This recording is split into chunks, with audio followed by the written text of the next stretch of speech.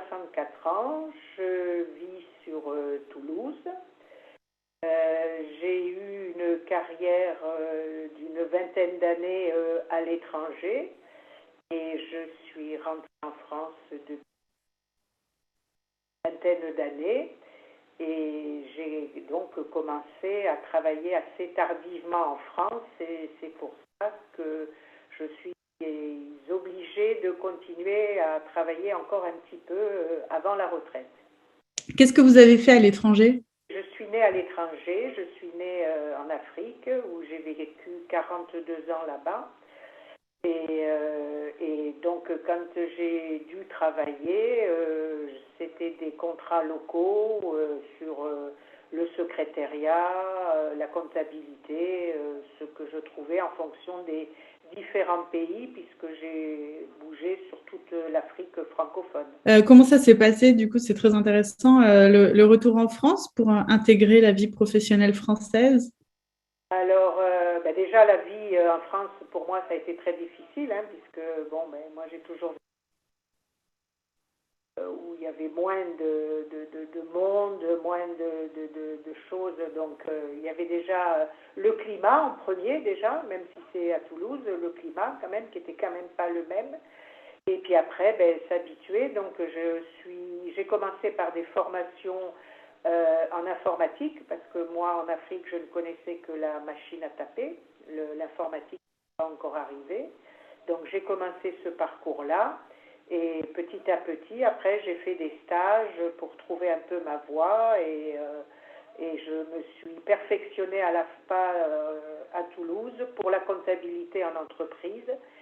Et c'est de là que j'ai commencé à travailler pour l'entreprise et j'étais plus spécialement dans le BTP. Vous pouvez nous décrire un petit peu en quoi ça consiste, le métier de la comptabilité dans les entreprises de BTP? La réception du courrier, l'enregistrement des factures et fournisseurs et clients, donc c'est-à-dire les situations en chantier. Le règlement des factures fournisseurs en ayant rapproché les bons de livraison des bons de commande avec la facture, l'encaissement le suivi des factures clients et après en amont il y avait toute l'installation du chantier en amenant l'électricité, l'eau, les bungalows pour les salles de réunion, les vestiaires, les WC, la vérification de l'électricité du chantier et puis après, à la fin du chantier, le repli de toutes ces différentes structures et après la fin du chantier, la réception du chantier et le suivi s'il y avait des réserves sur des malfaçons ou des choses à refaire. Voilà. D'accord. Très Aujourd'hui, vivant, c'est très diversifié. Hein, on ne fait pas que de la comptabilité en entreprise du BTP. Il faut aussi être polyvalente sur d'autres postes. Mais c'est très intéressant et très vivant. c'est un milieu assez masculin, j'imagine. Oui, ça c'est un milieu masculin, mais bon, il faut avoir du caractère, ça c'est sûr. Bon, pour moi, ça n'a pas été un problème. Ça vous convient comme environnement de travail? Oui, oui, oui, oui, oui, oui, oui, oui, très bien. Pour moi, d'être entouré d'hommes, c'est pas un souci. À partir du moment où chacun connaît son travail, même si des fois il y a des tensions, mais enfin bon, ça se résout rapidement.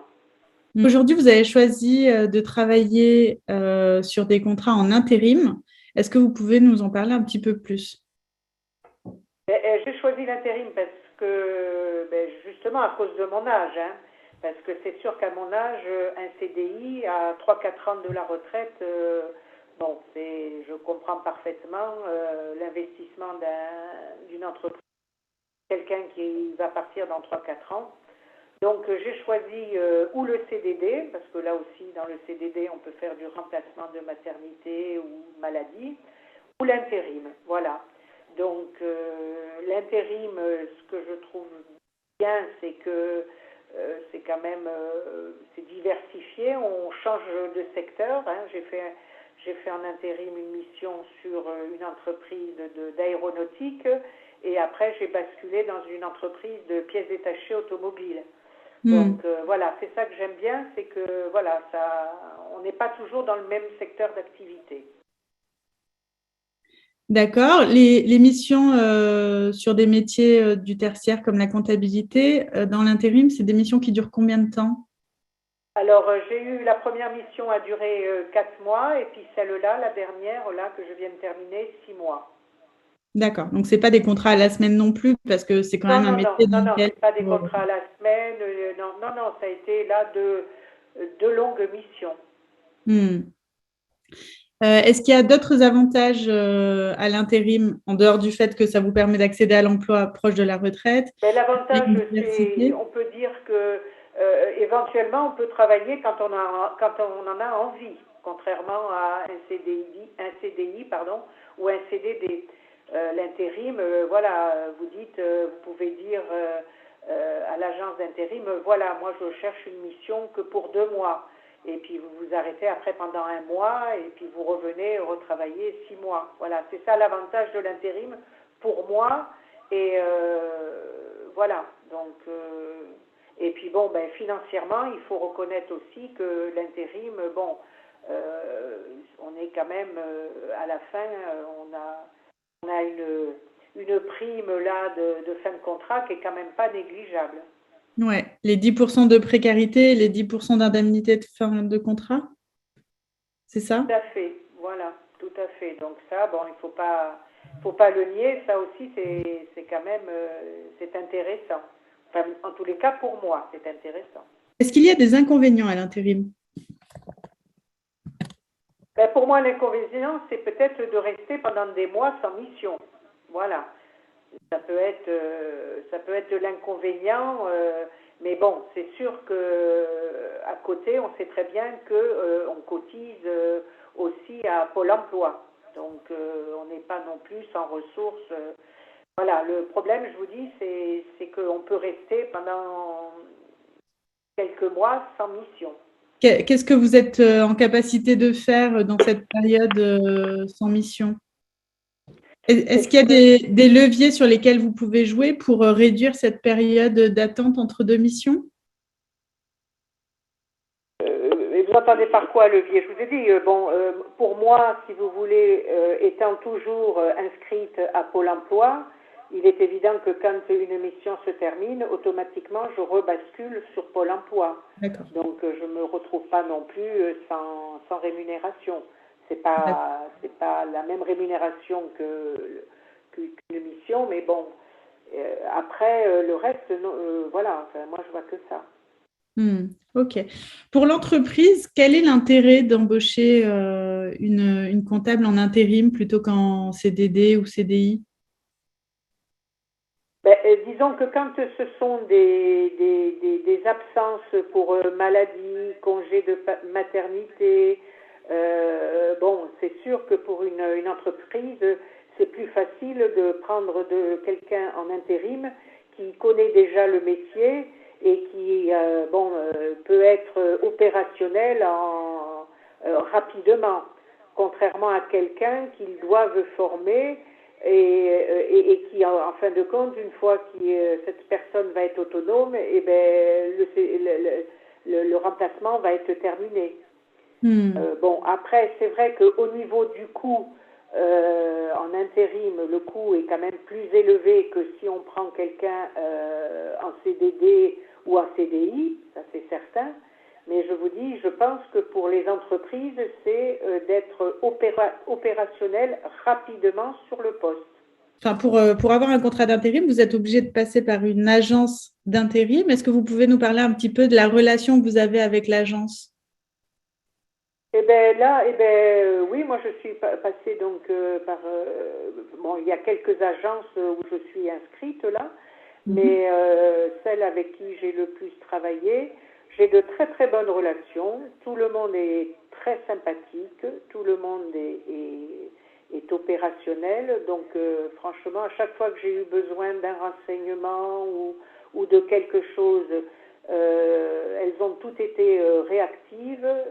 Non, là, moi, de ce côté, j'ai eu aucun problème, que du bon. Ok. Quels sont les sujets sur lesquels vous allez les contacter? Pourquoi est-ce que vous avez besoin d'échanger? Je les avais contactés entre autres puisque maintenant les agences d'intérim ont obligation d'affilier les intérimaires à une mutuelle, donc ce qui a été mon cas. Et donc voilà, là je les avais appelés pour qu'elles m'expliquent un petit peu cette mutuelle, comment ça allait fonctionner, voilà. Et puis, moi ça a été surtout sur le sujet de cette mutuelle puisque je ne connaissais pas du tout la mutuelle des intérimaires. D'accord. Donc, vous avez des personnes à qui parler directement et qui peuvent vous expliquer les différents... Voilà. Elles m'ont expliqué les grandes lignes là, de la mutuelle et après, elles m'ont donné les coordonnées pour me rapprocher d'eux de façon à poser des questions plus approfondies. Et elle, au départ, m'avait donné déjà les grandes lignes. Est-ce que vous avez une anecdote que vous avez envie de nous partager sur l'intérim? Quelque chose qui vous aurait peut-être surpris?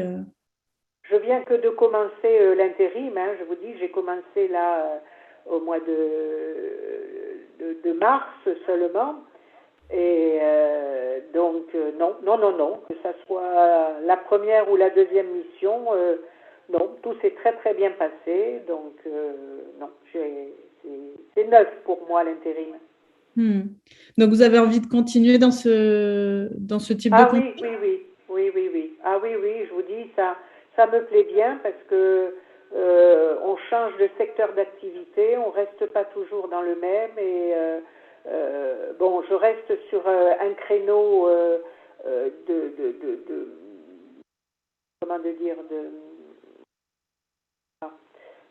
je ne veux pas aller n'importe où non plus parce que le problème qu'il y a ici à Toulouse, ce sont les embouteillages là le matin et le soir.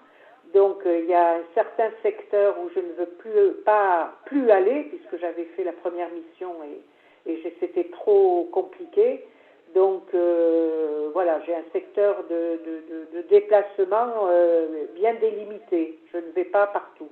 Pour finir cette interview, est-ce que vous auriez un conseil pour quelqu'un qui nous regarde et qui s'intéresse peut-être à l'intérim et qui n'a jamais travaillé encore en intérim?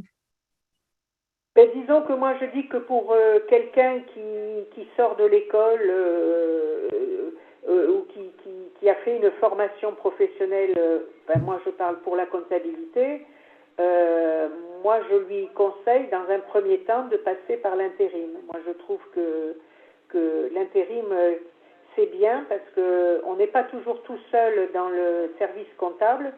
Donc là je vois là où j'ai la dernière mission que j'ai faite, il y avait une jeune fille qui venait d'avoir son diplôme là au mois de mars et qui a été embauchée en CDD pour un remplacement de maternité dans la même entreprise où j'étais. Et avec une autre collègue qui était comptable comme moi depuis plusieurs années, on a, tout en travaillant toutes les trois, on l'a formée, on continuait à la former, on lui donnait des conseils, on lui apprenait des choses et tout, et ça, elle était contente parce que c'était un CDD, mais elle a appris des choses qu'elle n'avait pas apprises pendant sa formation. Donc ça, moi je dis que pour des jeunes qui sortent de l'école ou d'une formation, c'est bien de commencer par l'intérim. Et puis après, après je comprends que les gens préfèrent avoir des emplois stables, ça je le comprends. Mais pour des gens aussi comme moi, de mon âge et tout, pour une fin de carrière, c'est pareil, à partir du moment où on maîtrise bien son métier et qu'on n'a pas peur du changement ni de nouvelles rencontres, je trouve que c'est très très bien l'intérim. Eh bien, génial. Écoutez, c'est très clair. L'intérim, pour vous, c'est un vecteur de diversité dans vos missions. C'est un vecteur d'avoir plusieurs expériences, donc soit en début, soit en fin de carrière. C'est un bon outil pour boucher des trous aussi. Tout à fait.